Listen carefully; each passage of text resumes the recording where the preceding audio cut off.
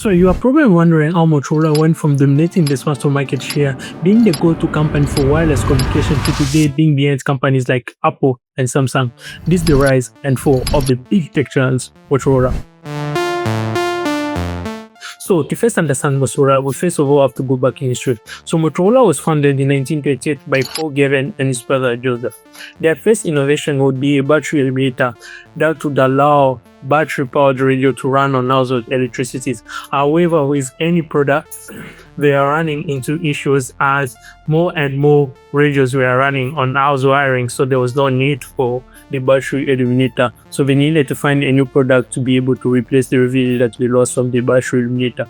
And in 1930, they will find the right product, and that would be the 5T71, a car radio. But given a problem, nobody knew about this product, so we needed to find a way to advertise this product. And what would be a better way to advertise a product other than people seeing it in action?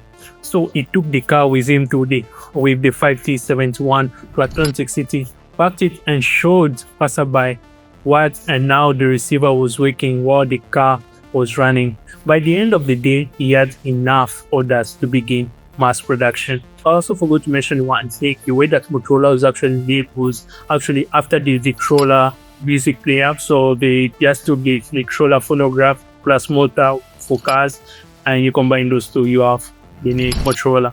So in 1940 comes around, we obviously know what is happening, the World War.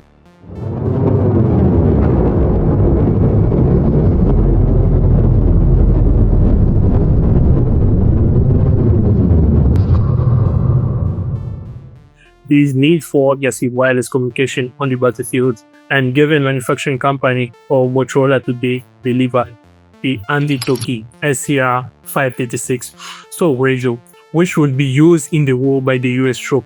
As with any product, this one came with so many challenges, as it had short battery life and it didn't have a long range. So from 1940 to 1970, Motorola will continue to improve and releasing new products like commercial high power transistors.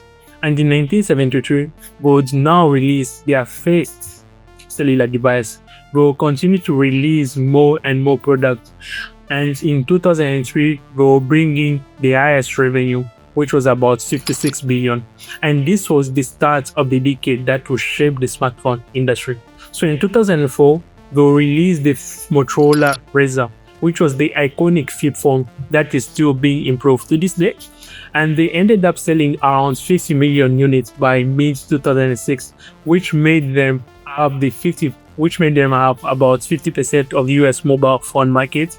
And at the time of its release, it only cost around $449. So I'll let you do the math on that, $449 and selling 50 million units during those time.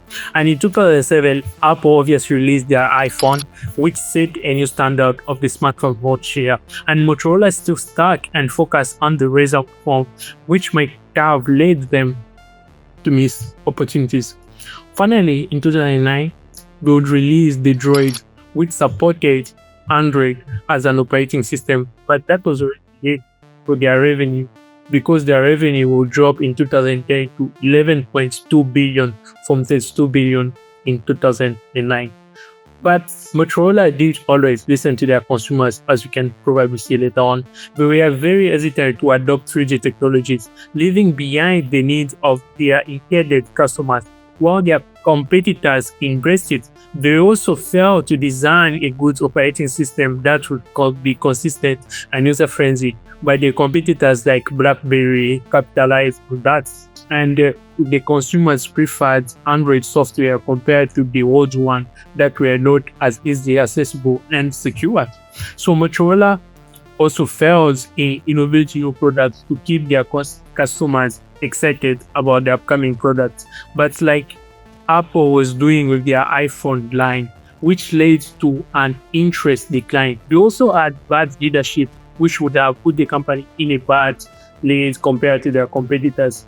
So the company in the long run, as everyone operates in different ways, and the decision plan that they were putting in place were not in the best interest of the consumers or of the companies.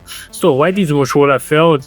That's a question That is very hard to answer. Or maybe the competitors' product were just too good to compete with, and Apple and Samsung, who were leading and are still dominating to this day the smartphone market share, and the consumers just found those products to work best and to work best for them. So will Motorola ever be able to make the same revenue of 66 billion in the future?